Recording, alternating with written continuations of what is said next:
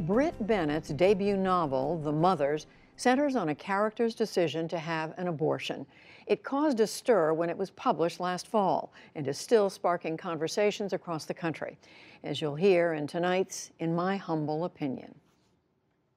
When you write a novel where a character has an abortion, you will have a lot of conversations with strangers about, well, abortion. It usually goes like this. Someone asks what you do for a living, you say that you're a fiction writer, then they ask what your book is about. My novel explores the ripples a teenager's abortion causes throughout her church community. There's no way to describe the story without launching an intensely emotional and intensely political topic at a person you've just met. Oh, people often say, so is it autobiographical? All fiction writers get asked this question, but it never loses its absurdity. Like, did my Lyft driver really just ask if I've ever had an abortion? Turns out it's really uncomfortable to talk about abortion. And as I've traveled this past year, I've realized how rarely we do so. We debate the politics, of course.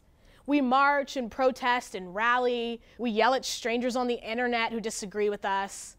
But how often do we talk to each other about abortion as a human experience? Since publishing my novel, I've heard from many strangers who just wanted someone to talk to.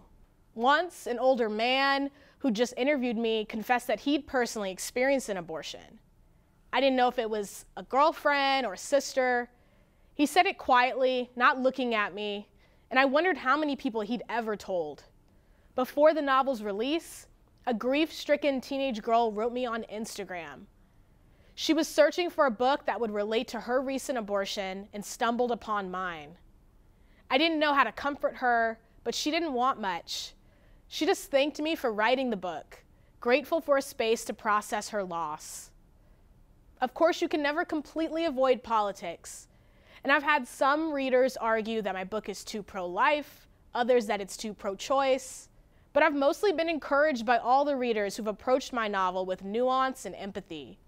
From Wichita to San Francisco, I've met readers from all across the political spectrum who set aside ideology in order to connect over a human story. This is the wonder of fiction. Novels help us have difficult conversations and allow us to explore topics that are far more complicated than our polarized politics suggest.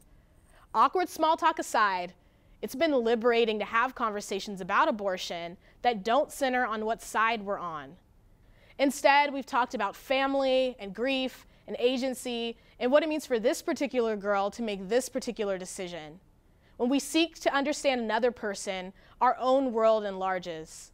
And I wonder what our political debates would look like if we all approached polarizing topics the way readers do, willing to peek around our own beliefs in order to briefly experience the world through another's eyes. Novelist Britt Bennett.